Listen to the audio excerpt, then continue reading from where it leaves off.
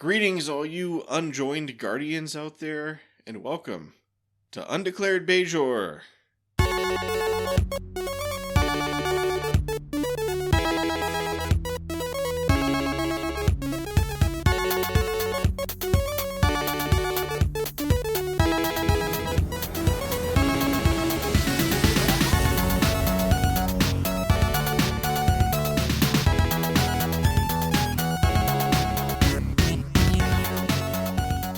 This is Undeclared Bajor, a Star Trek Deep Space Nine rewatch.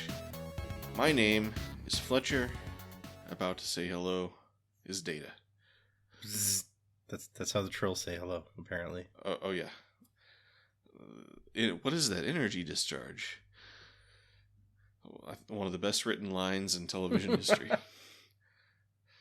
Today we're going to recap, discuss, and rate Season 2, Episode 4, Equilibrium. Alternate title, Dax Dark. See, this episode could have been called Dax. That would have worked well. That would have been a much better episode to be called Dax. Yep. And a much better title than the one it has. Yeah, I mean, I get what the equilibrium is supposed to refer to, but once again, it's just so generic that you could make any episode Equilibrium and someone would be like, oh, I see what they're doing. Yeah, so there's our title review out of the way. Dax Dark is a little thing for the Radiohead fans out there, by the way. Dax After Dark. The Dark Side of the Dax. That's for the, was it Pink Floyd, Dark Side of the Moon? Yeah. Dark Side of the Rainbow. Exactly. You know, it's weird, if you watch this episode and Dark Side of the Moon at the same time... Something syncs up. I don't know what, but something. It magically syncs up. Now I want to make like a YouTube video of like just this episode with like Dark Side of the Moon playing over it. That would get so demonetized. As if any of our videos are monetized. That's true. No, that's a good point. Yeah, anyway, our discussion today will contain full spoilers for the series up through this episode. However, we will try to keep spoilers for later in the series to an appropriate minimum. We won't reveal anything too big, like when Odo finds Sisko's Walt Whitman book on the toilet. Let's say Breaking Bad. That's for the Breaking Bad fans. If you say so. That's a Breaking Bad spoiler. I kept trying to think of an alternate title for the episode that involved beats. It's like Beats by Sisko. Them's the beats. I don't know. Beats very central to this episode. Yep, 100%. This episode originally aired October 15th, 1994. It was written by Renee Echevarria, first time on Deep Space Nine. Previously wrote the only Next Gen episode we've ever reviewed. Ship in a Bottle. If you want to listen to that, go out and find... Yeah. Was it already called the E04 Lights by the time that went up? I don't recall. I think it was. Okay. So, yeah, go look for that. Story by Christopher Teague. Who's that? I don't know. I didn't even try to look him up. Teague wrote the pilot of Wildfire, starring Nana Visitor. He wrote the story for the episode Equilibrium. That's the only Star Trek work he's done. Okay, so he's just a guy who had an idea. He said, what if Dax had a secret? No, apparently that was not the original idea. Let's see. It says, the origins of the episode are to be found in the magic show of Jeff Magnus McBride, who portrays Duran Ballar. Michael Piller saw McBride's show, loved it, and commissioned Christopher Teague, a mutual friend of his and McBride, to draw... So I guess he just happened to know a guy that the magician also knew and got him to write the script. McBride's show revolved around the use of masks and the repeated removal of what is seemingly a single mask, only to reveal another underneath. Okay. But Teague's original story involved a kind of intergalactic circus coming to Deep Space Nine with a magician who was revealed to be a murderer. But nobody on the writing staff was keen on that idea, so Renee Echevarria took it and modified it to focus on Odo and a series of disturbing dreams, before Ronald D. Moore was like, make it about Dax instead, because masks are like a good metaphor for the Trill species in general. I want to see that circus story. That sounds way more fun than this one. But anyway. Oh yeah, and this episode was directed by Cliff Bole. Yep, good old Bole. And we had some cliffs referenced in this episode. Yeah, we didn't get to see him. Some ice Neither cliffs. did Sisko and Bashir, as far as I know. Nope, nobody will ever see these cliffs. Anyway, beginning our recap slice or chunk or tranche or whatever. The tranche of the episode that is the recap. It's a jolly time in the Sisko house. The whole crew is over for dinner. Bashir prepares to reevaluate his position on beats. Yeah, apparently, in the original version of this scene, it was rutabagas. But Renee Echevarria did not think rutabagas were funny enough. Rutabagas is a way funnier word than beats. That's what I thought immediately. I was like, wait, what? The rutabagas was intended to be a tribute to the Frank Zappa and the Mothers of Invention song, Call Any Vegetable. Huh. Which I've never heard. I assume rutabagas appear in some way. I'm sure a link to that song will be in the description, unless I forget. Sisko shows Odo how to stir the souffle batter, and Kira finds it cute. So are we building up that Odo Kira? Maybe. I love Odo takes very seriously the job that he's been allowed of stirring the thing. Oh yeah. Dax finds an old keyboard and starts playing a strange tune. Then starts to get weirdly obsessed with it. It's like someone tries talking to her. She's like, shut the fuck up. I'm playing this. Yeah, she gets kind of angry. Apparently, they went to the composer that they hired for this episode, and they're like, look, it's gonna be about music, and there's like one of these characters is gonna have been a composer or whatever, so we need like a thematic quality to the music, and she's gonna have to play this on the keyboard. And the composer said about Terry Farrell that he went and helped her learn the tune, and it only took 3 attempts to get it under control, whatever that means. But he says she's very bright. I was really impressed. Nice. Well, also she like part of the whole part of the whole thing is she's supposed to like be bad at it, so or like she can't quite remember the tune or whatever. And then also apparently they were like, hey, we need like this theme that she's got to play on a keyboard and be able to hum, and it's going to be like throughout the whole show and like some nightmares and stuff, but we need it tomorrow. Nice. So that's always good. I swear when she was humming it, it sounded like the Star Trek Voyager theme. But that might not have even been written yet. Later, in a chess game with Sisko, Dax hums the song again, much to Sisko's annoyance. Dax makes a blunder which Sisko quickly exploits to put her in check. This sends Dax into a rage. She accuses Sisko of cheating and knocks the pieces off the board. And so, okay, why was... I don't know if this is intentional or not, but why was there another chessboard right next to their chessboard? I don't know. Was that because they were planning on multiple takes and wanted to quickly switch out chessboards after she knocked over the chess pieces? Maybe they were playing 3D chess, but without the 3D chess set, they just had to get some multiple boards. Ah, possibly. Kira catches up with Dax in the Replimat, which, by the way, did they like gussy up the Replimat set?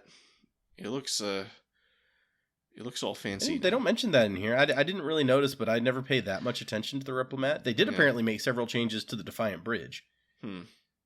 I think I did when was the last time we saw the Replimat? I think like last episode or whenever the last time we saw the Replimat, I also kind of noticed it.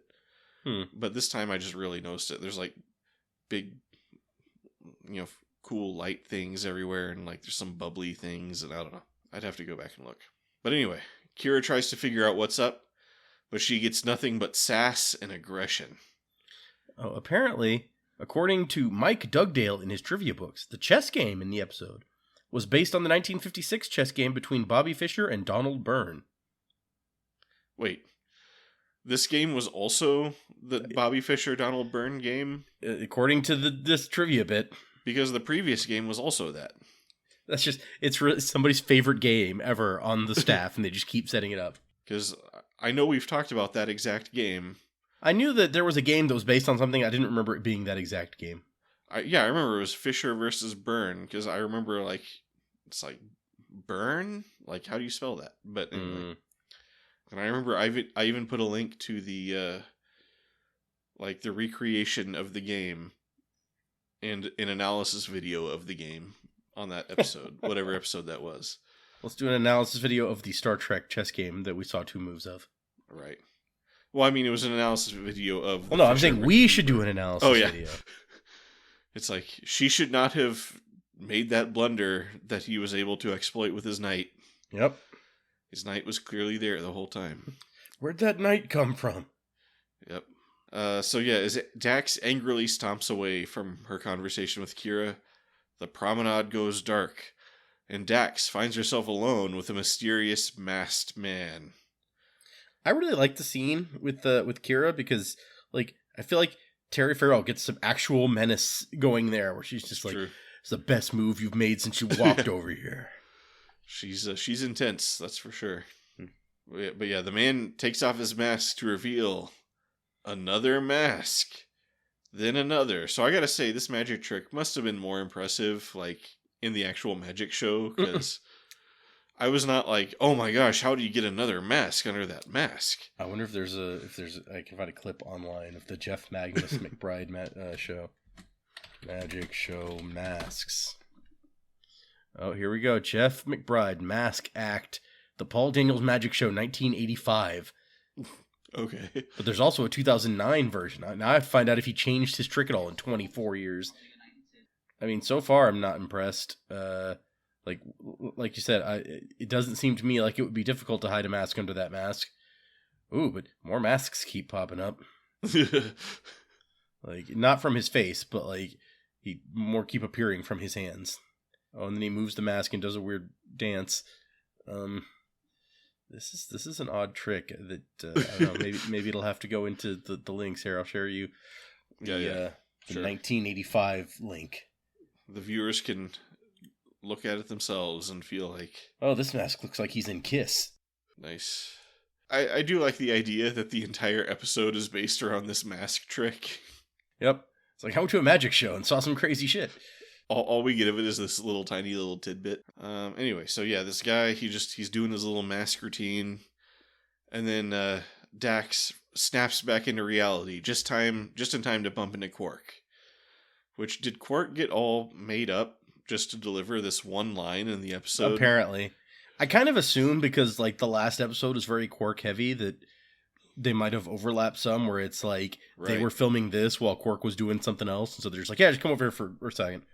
That would be the way to do it. Yeah, as opposed to making him sit through like hours of makeup. Yeah. I mean, obviously they're giving Quark a nice episode off here. Quark and Odo both get, and Kira. O'Brien does not appear at all. Oh, nice. So, but we found out that supposedly they brought in what's his name because Colomini was doing a movie, so maybe he's off doing a movie in this episode. Oh yeah, well, we haven't seen Michael Eddington. What's he up to? Right? Yeah, we haven't seen him since like fake Michael Eddington. Yep. Wait, did we establish that Odo got his job back?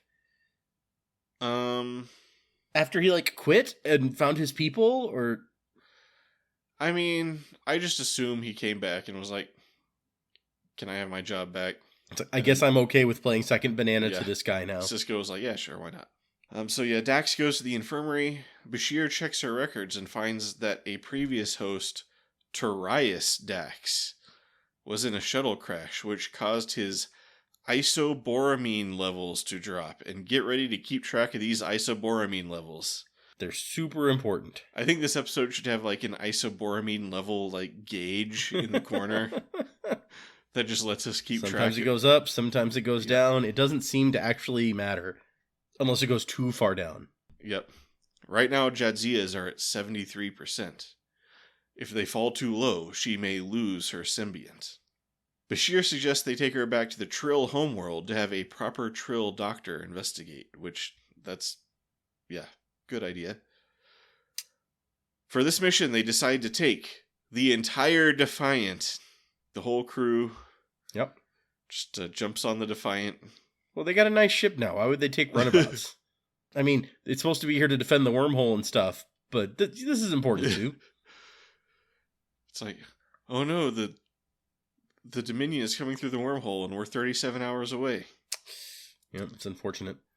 So we're gonna go to the Trill homeworld, which this is the first time that we've been to the Trill homeworld. Yep.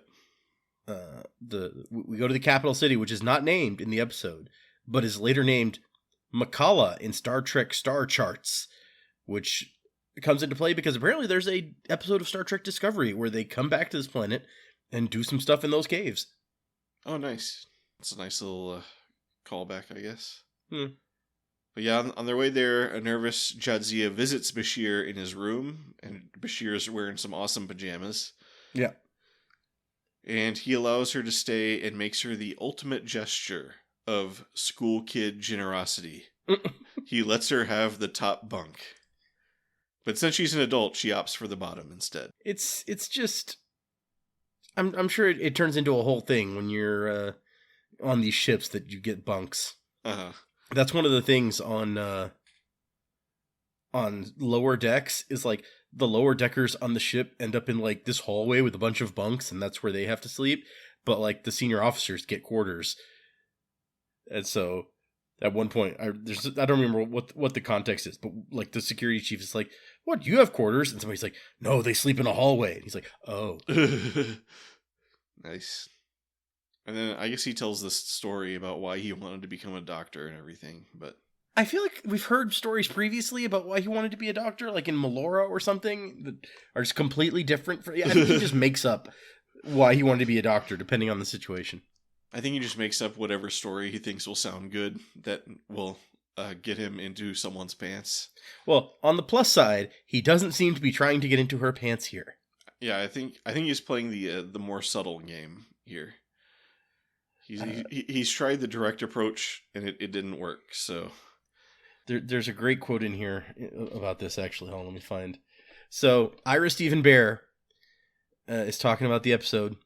And he says, apparently, as I look through it, this episode got rewritten a lot. Like even during filming, they were like rewriting stuff, and so it caused a lot of problems. But anyway, he says, so this thing just started spinning, and it was a medical show, but it was also a mystery.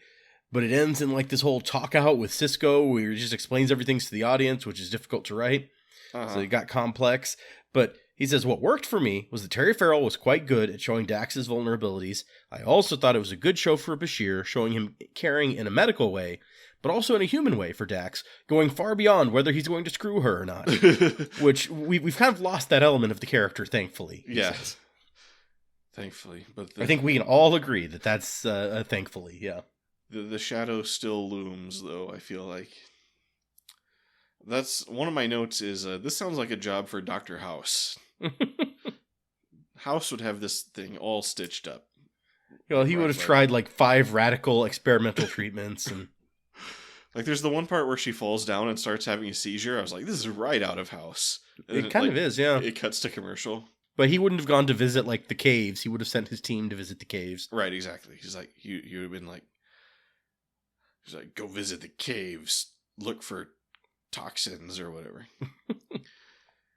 I'm gonna stay here and flirt with Cuddy. So yeah, on the Trill homeworld, represented by a snazzy new matte painting. It's a good matte painting. I feel like the building really pops. Yeah. I mean, they did kind of a little thing, they put like a little thing in front of it and kind of zoom in to make it look all 3D, so. Yeah. A Trill doctor named Dr. Rinhol confirms the diagnosis of low isoboramine and prescribes a treatment. There's already a 3% improvement, so all seems hopeful. They take Dax back to the Defiant and order her to get some sleep, but on her way to her bunk, she has another hallucination. This time she's attacked by 2 Trill. And nearly beats up Bashir. Or something. I mean, it's like it shows her beating up like one of the hallucination people, and then she snaps out of it, and there's like Bashir or whatever. But yeah, she's like going to punch the second one, and it's Bashir she's going to punch. And so I was like, did she beat up Cisco and knock him down? Was he the first like hallucination guy? We never see the floor, so maybe. Or did she beat up like a random crew member or something? Yeah, probably. Because there's all these extra crew members in the Defiant now that have all been like, I guess, used on this mission of taking Jadzia to her doctor's appointment. Well, you can't have a ship with only like 2 people on it. So yeah, they head back down to the matte painting where Bashir expresses confusion. Her isoboramine levels are up another 6%. Dr. Renhol says that that's more than she anticipated. So maybe they need to slow the treatment down. Because I guess having too much isoboramine too fast can also give you hallucinations. And then Dax points out that the people who attacked her in the hallucination were wearing Symbiosis Commission uniforms from 100 years ago. So she's like, the doctor's like, well, you know, in these hallucinations, your anxieties come out. And she's like, but these are from 100 years ago. It's like, weren't you also an initiate, like, 100 years ago? Like, weren't you an initiate as Torias Dax or whatever? I guess at this point, it probably would have been like Curzon who's the initiate, but yeah. Dax suggests that maybe the Guardians can help. Unjoined Trill, who take care of the symbionts. She takes Bashir and Cisco down into the caves where the symbionts swim around in little pools and mate. So just those little worms are swimming around doing it. Yep. And shooting lightning at each other. Yeah, talking to each other. What are those energy discharges? Which I have, to be fair, I had always wondered how the symbionts reproduce. And apparently this answers it. They go in these pools and they have worm sex. And then I guess they just have babies like normal or something. Yep. Something like that. So a Guardian shows up to take care of the symbionts, and this guy reminds me strongly of the whale scientist from Futurama. The whale scientist who hates whales. He's like, I hate all whales, especially Mushu. It's like, it's Mushu, the educated whale who thinks he's better than you. Anyway. Jump, Mushu, jump. It's like, watch as I show Mushu who's boss. Good times. What episode even was that? There's 300 big boys, right? Oh, really? Okay.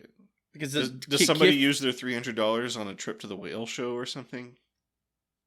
Well, Kif uses his money to get the watch for Amy. Oh, that's right. And Mushu eats the watch. Yeah, because Amy uses her money to do the flying bicycle thing, and then when she turns to wave at Leela and Fry at the whale show, it falls off her wrist and Mushu eats it. Right. Okay, that makes sense. And then somebody gets precious hamburgers on them or something. Yeah, Kif. Okay. So yeah, the Guardian immediately realizes something is wrong with Dax and correctly guesses that she's been having hallucinations, which maybe they should have consulted these Guardian guys first, because they seem to know what's up.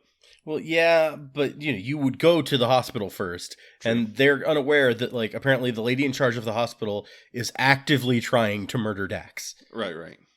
She is not very good. There's no Hippocratic oath. Or she's just a bad doctor. But these aren't hallucinations, he says. They're memories. The balance is off, he says. And a host must be to blame. Couldn't be the symbiont. So he drags Jadzia off to examine her and apparently concludes that something was wrong about one of the previous hosts. Which is where we started from, so... Yeah. He didn't conclude that much. Yeah, I know. It's like, he kind of like guessed that and then dragged her off. It's like, oh, he's gonna get to the bottom of this. And then she comes back and is like, yeah, you said the same thing again. But he told her to come back tomorrow and they were going to try something else. Yep. Finally, after the world's longest computer search in Star Trek, they are able to identify the song that Jadzia was obsessing over. Yeah, usually those computer searches take like 5 seconds. Yeah. It was like they started that computer search like at the beginning of the episode. And really, you should be able to narrow that down. Like, start with Trill music and then expand out to like the rest of the galaxy. It shouldn't have taken that long, I feel like. Yeah. I think somebody just doesn't know how to like do a proper query or something. Yeah, they weren't using, correct Boolean search techniques. Their SQL game is just way off. Oh, that's what it was, yeah. Anyway, so yeah, the song was composed by a Trill composer named Duran Ballard. Which is apparently the first, this episode is the first time that we discover that Trill hosts have other last names that are later replaced by the symbiote's name if they are joined. I swear that didn't come up in the episode where where they took over the station. where Tuvok thing on. Oh yeah, because he does say like, I'm so and so Dax now. That's a good point. Yeah, maybe the wiki doesn't know what it's talking about. Although we never find out Jadzia's original last name.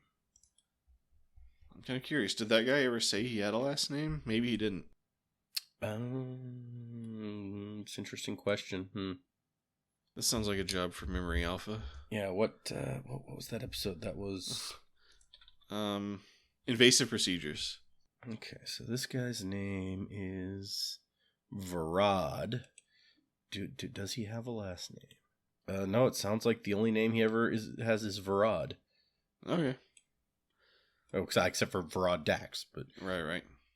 So I guess you are correct, editors of wherever that was. That was also Memory Alpha. So it turns out those crazy nerds know what they're talking about. Yep. Also, just while on the subject, because it's all part of the same one. Also, the first episode we find out Sisko's from New Orleans. Also, the first time that we find out that Jadzia's spots go all the way down to her feet. Huh, I did not notice that. I could have sworn we learned that he was from New Orleans earlier also, but... I mean, we definitely knew his dad was a chef, right? Yeah, I think we may even know that his dad was currently in New Orleans. Maybe we just didn't know that This just confirms that Sisko himself grew up in New Orleans. Yeah. Okay, so they find out it's Duran Ballar. Once she sees a picture, Jadzia immediately flashes to the man in the mask, murdering an old man with an ice pick. Which is a classy way to murder somebody. Yeah. Future ice pick. I thought it was like a hypodermic needle of some kind at first, and then he just kind of stabs the dude, and I was like, okay, well. They love picking ice on the Trill home world. I think it's just called Trill, if I remember right from later.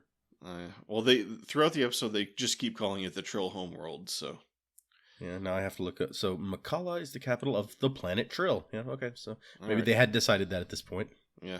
So yeah, he said, he stabs the guy. He says he left me no choice, and then Jadzia takes off the mask and sees the face of Duran. Then Dax falls down and starts convulsing. Also, however crazy he is, he could have made any justification for that. He says he left me no choice, which I don't think there's any way that could possibly be true. Given like what we find out later about what happened here, where it's like sometime after Duran was joined, according to his brother, who was quoting people at the time, Duran goes and kills the doctor who had him removed from the program. But it couldn't have actually... I mean, he got a symbiote, so it couldn't have been that the doctor got him removed from the I don't know... I just assumed that what actually happened was the doctor realized the mistake and was going to take the symbiote away. Oh. And he had to kill him to, keep from, dying. From dying, yeah. Okay, well then, yeah, he gave me no choice, I guess, would be valid. I mean, we don't really know because they never really explain. They don't explain it. In fact, there's a lot we don't explain. Yep. So yeah, back on the planet, they examine Dax and find that her isoboramine levels are down to 51%. Oh no. That sounds bad. Dr. Rinhold suggests that maybe the wormhole, the Bajoran wormhole, is to blame. In any case, if the isoboramine levels don't go back up, they'll have to take out the symbiont and kill Jadzia. So Sisko and Bashir go down to talk to the Guardian again, who suddenly plays dumb and wants nothing to do with the case. Like, oh yeah, that sucks. Sorry to hear that. Bye. What? I don't know anything. I didn't say anything. Bye. I gotta go look at those worms have sex. Anyway, they immediately guess that someone leaned on him to keep him quiet. They investigate the file of Duran Ballar and find that the whole file has been deleted except a birth and death date. Oddly, Ballar died on the exact same day as Torias Dax. So when Torias Dax supposedly got, crashed in a shuttle and went into a coma... Yeah. Was that a fake coma they invented? Yeah, I think he must have just been dead. Okay, so... Yeah. He died in that shuttle crash, and when they learned their mistake, they went back and pretended he'd been in a coma the whole time. Yeah. But also, they made sure to pretend that the isoboramine levels were off, so that Bashir could learn what isoboramine was, and have a reason to take Jadzia back to the planet. I'm just trying to figure out if the shuttle crash is related to this whole situation or not. We may never know. The world may never know. In fact, unless there's a novel that addresses like the last days of Tarius Dax. Oh, now we're gonna find out. Hold on. What's Tarius Dax been up to? I know there is a novel that includes him because there's like the Lives of Dax novel or something with sections following each of her previous hosts. Oh, nice. I used to own that novel, although it's been a very long time since I read it, so I don't really remember much about it. He was testing the shuttle's impulse engines prematurely, though he judged the risk was not great enough to wait, despite his wife's concerns. This might be spoilers. I don't even know where this stuff is. The records indicate that Tarius remained comatose for a time before he died. But yeah, the thing here, Memory Alpha definitely does not make it sound like that was the case. Which, I mean, obviously, I guess that kind of has to be. Because if they remove the symbiote, whether he was dead or not, then he would then be dead. So, Right. But let's see. Let's go to Memory Beta and see what might come out of the book. Sounds like a job for Memory Beta. Yeah, so Tarius was part of a team at Daystrom Institute that developed a transwarp project and oversaw the initial Starfleet test of the technology. Was critically injured during a test of that technology aboard the shuttlecraft Infinity. After Dax was removed from Tarius, Nalani spent his last moments at his bedside. So, yeah, I wonder when they change those records. It's like, is Nalani out here trying to like have a funeral for her husband? And they're like, oh no, our records show he's not dead. That's a good question. Well, I mean, because obviously they didn't realize their mistake until like 10 or like 6 months later. So she's like filling out forms 6 months later, and they're like, no, this doesn't match. This says your husband died yesterday.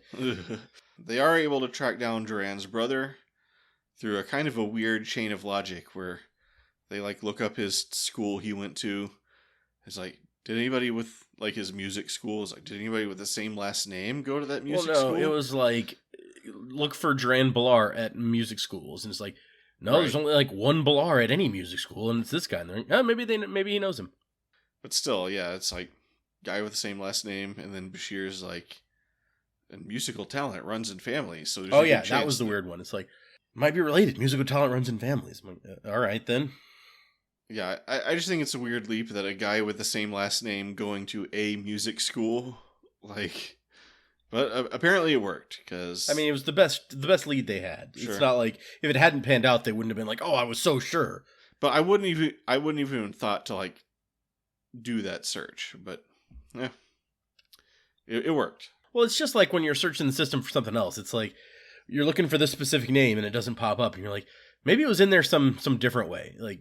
Sure. Are there any last name matches? Maybe he went by his middle name, or, like that's the kind of logic you have to have if you're, say, looking for a claim. Sure.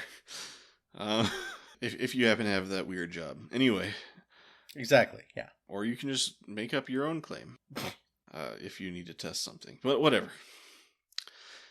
So they call up the brother. The brother remembers that Duran was an initiate for joining. But he was rejected, and he murdered the doctor who rejected him and was killed trying to escape. But weirdly, Duran called him before that and told him that he'd been joined. And then Sisko makes some ultra Sherlock Holmes level deductions here, where he's like, well, Duran must have mistakenly been given the Dax symbiote.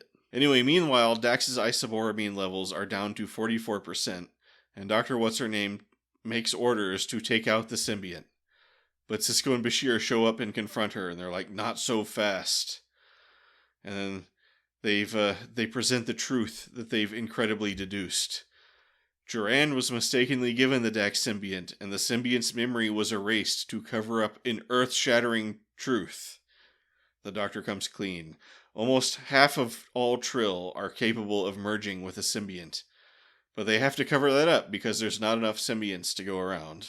I mean, she really, to her credit, does a great job of, no matter how much evidence they present, she's just like, what? No, That's ridiculous. I have no idea what you're talking about. And then finally he's like, so either you're going to let Jadzia live, or I'm going to tell everyone what I have figured out. And she, at that point, she's finally like, okay, fine, you got me. Which, I gotta say, I had never thought that the limiting factor of, like, symbionts was like compatibility. Like before, they always just made it seem like, there's a limited number of symbionts, and we just want to make sure that the best and brightest people get these symbionts. But then now they're like, only these people are even compatible with a symbiont. Yeah, and it's weird because they're like, oh, so that's why you test them so much. And you're like, if it was, like, what kind of compatibility are we talking about? It's not like apparently a genetic thing because you shouldn't need years of tests to determine that. Yeah. Like, the whole system seems strange to me in the first place. Yeah. But yeah, so Sisko cuts a deal. He'll keep the secret in exchange for Jadzia's life, but in order to do that, they'll have to reintegrate Duran's memories into Dax. Sisko points out that this should be Jadzia's decision, like in an incredible for a Dax episode declaration. So they wake her up. Apparently, she chooses to reintegrate her memories with Duran because in the next scene we see her get into one of those gross symbiont pools and have a psychic hug with Duran and say, "You're part of me," while the little symbionts like do their energy discharges all around her, which I guess was helpful in some way. Yeah, I don't know how Trill stuff works. I guess the other symbiotes are like, "Hey Dax, how you doing? What's up?" And he's like, "I'm not doing great in here. It's like, I'm busy." It's like, why are you in our pool? I like that she takes off her dress to reveal an exactly identical dress underneath to get into the pool with. As you do. That amused me quite a bit. Back on Deep Space Nine, Sisko checks in on Dax, who says she's glad to have found out about Duran because, quote, "If you want to know who you are, it's important to know where you've been." When Sisko leaves, she sits down at the keyboard and plays Duran's song. Back at the Sisko house, Jake is like, "Dad, have you seen my old keyboard? I wanted to start practicing again." The end. They can replicate one. It's fine. I just assume she stole that keyboard from the Sisko house. Why not? Yeah. So, got any other interesting stuff about this episode? Well, Ronald D. Moore is in here, and he's talking about, like I was saying, about all the rewrites. And he was like, he says that he doesn't find the episode quite satisfying in the last couple of acts because it becomes Sisko and Bashir running around investigating a mystery instead of concentrating on Dax. Yeah. Which, that's every Dax episode almost, except for the Klingon one. Blood Oath. I almost called it the Albino, and I was like, no, that's not the name of it. No. Yeah, well, I felt like at least they realized that had been some of the problems with the previous Dax episodes, because it felt like they were really making an effort to, like, get Dax involved in this and to, like, you know, take us through what she's going through and everything. But then she just has her, she, like, passes out and goes into her coma or whatever. And then, like, Bashir and Sisko just solve the whole problem all by themselves at the end. Yeah, it is so weird that, because I agree. At the beginning, it does feel like, oh, we're getting more Dax in a Dax episode finally, which is what we've been wanting. It's like, if you're going to have an episode about Dax, then let's develop Dax. And most of the episode, maybe the first 2/3, feels like they get that. And then it's like, oh, never mind, we're done with her until we wake her up to be like, hey, do you want to... And then we don't even see that decision. We just see her going into the pool. So... You know what I think might have been good is if it was just Dax, like, you know, she was having these issues and she was just like, I have to go back to the Trill homeworld by myself and figure this out. And then, like, she was doing all the investigating herself while she was gradually, like, deteriorating, like, and having all these hallucinations and stuff. That would have been interesting. Yeah. Of course, I still think I would have preferred the circus episode. Above all. With the magician. The murdering magician. Yep. I feel like they really dropped the ball on that. Renee Echevarria is also quoted that it was a troubled script in that we were writing stuff that was filming the next day, 3 or 4 days into the shoot. Oh, yeah, that's probably not good. That's not what you want. Alexander Siddig, on the other hand, is quoted as he really enjoyed this because he likes when Bashir gets to do medical stuff. He's like, after all, that's what I was hired to do. And it's nice to get to actually go around doing these things on occasion, as long as the language isn't too horrific. When the language gets too complicated, it totally fries my mind. I loved all the scenes where I declared what the isoboramine levels were at. I really felt like a doctor. He also says that the show showed that the episode shows that they can be good friends, and that's what might happen between them. As far as I know, people have actually accepted that quite readily. People quite like the friendliness of their relationship now. It's like Bashir is second best. Almost good enough. Silver medal. Okay. Yeah. I mean, like you said, I'm definitely glad he's not like constantly hitting on her all the time. But yeah, how creepy would that scene when she shows up in his room have been if he was like, "Oh, you're in my room, huh?" Oh man, there's so much junk on the top bunk. I don't know. we might just have to share a bunk. So yeah, we're taking Bashir away from those unpleasant aspects of his character. So there's a talk about how they built the pool for the symbiotes, and David Livingston says it was fun trying to figure out how to not make these things mechanical because that always looks cheesy. So the idea is you shoot it like you do Jaws or Alien. You want to shoot a lot of shadows and make it go by really fast. Well, all right. I don't know that I felt like they were going by really fast, but I felt like there were just some guys under the water with like little otter puppets or something going like shh. But potentially the best fact is that Renee Echevarria partly based the penultimate scene where Dax accepts Strand's memories on a scene in the Peter Shaffer play Equus. Oh, nice. I saw Equus a long time ago, and it scarred me, and I haven't. In that play, the word abreact is used as a psychological term to describe the relieving of trauma, and Echevarria felt that that's exactly what was happening in this scene. Okay. I just remember that I saw a guy get naked in that play. Was it Harry Potter? No, this was like a school play at my college. Wow. So Harry Potter was not there. Should have had Harry Potter in that play. I was like, that guy's naked. That guy stabbed some horses in the eyeballs, and now he's naked. This is a weird play. So how would you rate this episode? I like a Dax episode. I like Dax.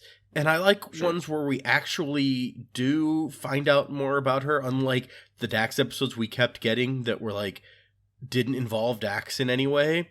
Yeah. Or like didn't allow her to be active in any way. But as we kind of talked about, this one sort of falls back onto that at some point, which is kind of weird and annoying. So I have some mixed feelings about it. Also, I do feel like it really comes down too much to Cisco made these like logical leaps off screen and just comes and gives a speech about it. Right. So they set up the mystery in a really interesting way, but they don't pay it off in a way that feels satisfactory. But I like learning more about the Trill and, expanding on this race that one of our main characters is that we have learned about only tiny bits in weird ways up till now. So I would say I'm going to put it like a lieutenant commander. I feel like it's okay. The bad stuff doesn't drag it under the line for me, but it does drag it down some. Yeah. All right.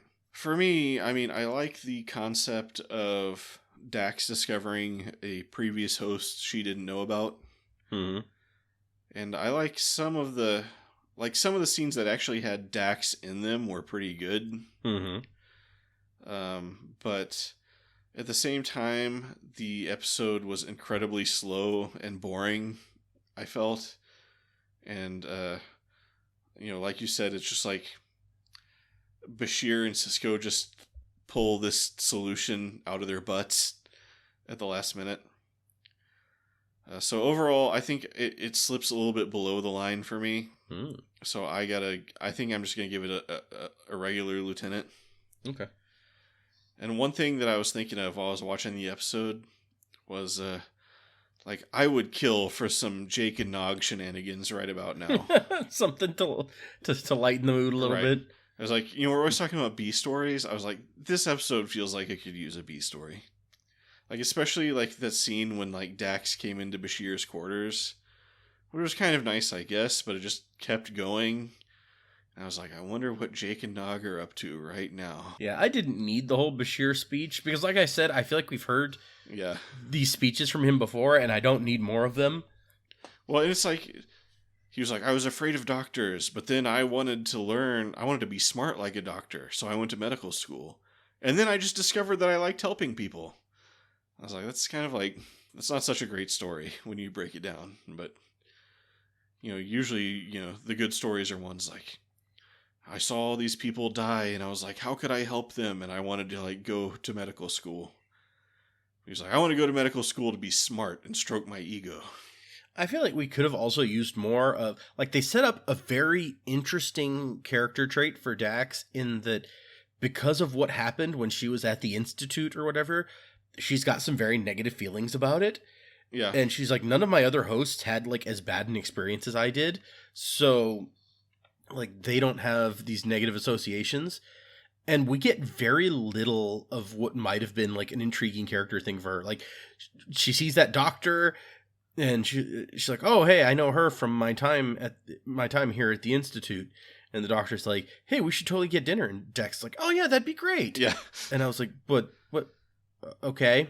And that's like, that's it. Yeah, that's true. I'm trying to figure out how this story would have gone if like it had just been Dax like you suggested. Or maybe what you need is a story where Dax gets to be primary. So it doesn't even have to just be Dax, but it can't be like Cisco taking over the show. It has to be, if there's going to be another character, they have to be secondary character to Dax in this story. So she could have brought maybe she could have brought Kira to, be obnoxious and knock down some doors if people were blocking her. Or honestly, it would have been hilarious to have like Garrick along, even though there's no way that him coming makes any sense. It's just like she goes to the runabout or whatever, and Garrick's just like there. Yeah, exactly. He's like, I thought I'd tag along. He's exactly the kind of character who can play the secondary role, but like really bring interesting life to it. Right. So I'm trying to think of who else could even. I mean, Quark, but we just had a Quark episode, and Quark and Dax would have been weird. Yeah. I think Garrick would have been definitely fun. Like he could have he could have like sensed that there was some like cover up or conspiracy at play. He would have been like, I'm needed here. I need to go check out the fashions. Trill is the fashion capital of the Federation, don't you know? It's like my Trill customers are just starving for the latest fashions. Yeah, that would have also been fun. Or I think it would have been maybe like, Cisco and everybody's like really distracted with Dominion stuff or whatever. Yeah. And then so they can't take the Defiant. They can't send a bunch of crew members. They can, Jadzia's got to go, and maybe they can spare one person to go with her. Right. But still, I would prefer the circus episode. I mean, you're just like, I really want that. See, in my mind, the circus episode ends up being Move Along Home, and I'm not jonesing for that for another that. Possibly. Maybe they need another try of it. I don't know. Anyway, you got any like last thoughts, tidbits, whatever, before we wrap up? No, not really. We're wait, how many episodes are in this season? Another 26? Yeah. This was episode 4. Yeah. We're just a little bit into the season now, and I don't know that it's stacking up as good as the second season was at this point, but we're just scratching the surface. It's a little bumpy. I'll say that. But some aspect, like I feel like the characters definitely feel more, they feel as like developed as ever or whatever you might say. But I mean, Jadzia at least is getting a little bit of development here, as opposed to say the episode Dax, where she develops not at all. Yeah. Yep. We're finding out she's scared of doctors, which I'm not sure ever comes up again. Yeah, she's scared of being on the top bunk because Curzon fell out of a tree. The top bunk is so not high. I don't even. Yeah. Yeah. Just every time she's in a high up place now, I'm gonna be like, wait, aren't you scared of heights? Yeah, she's gonna be on the second level of the promenade, which is like 10 times higher than the bunk, but she's fine. Whatever. Speaking of, hold on, I do have one thing that I noted going through the episode. Okay. So they find the file on Joran Balar. It's 2 lines long: date of birth, date of death. Right. And then Bashir checks the compression ratio or whatever. And he's like, oh, this is the compression ratio for a file 5 times this size. And I was like, so it was 10 lines long originally? Yeah. That's still not a very big file. Yeah, it was just really quick. He was like, Joran went to the music academy.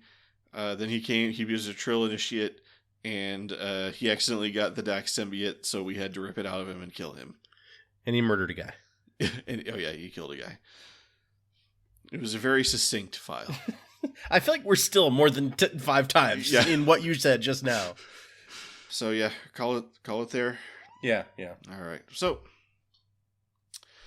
that does it for us today. If you've made it this far, thank you for listening.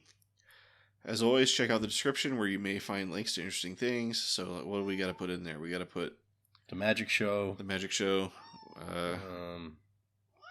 Hey, stop that. Equus, I don't know. Oh yeah, we'll just put. I'm sure there's like a full performance of Equus on YouTube somewhere. Put some Futurama whale stuff. Yeah. I think there's some other stuff we talked about too. It'll all be down there, or maybe not if I'm lazy. Anyway, I'm Fletcher. About to say goodbye is Data. That's also how they say goodbye. Yeah. Was that energy? Did your energy discharge activate the cat? It did. Until next time, don't forget to kiss that negus stick.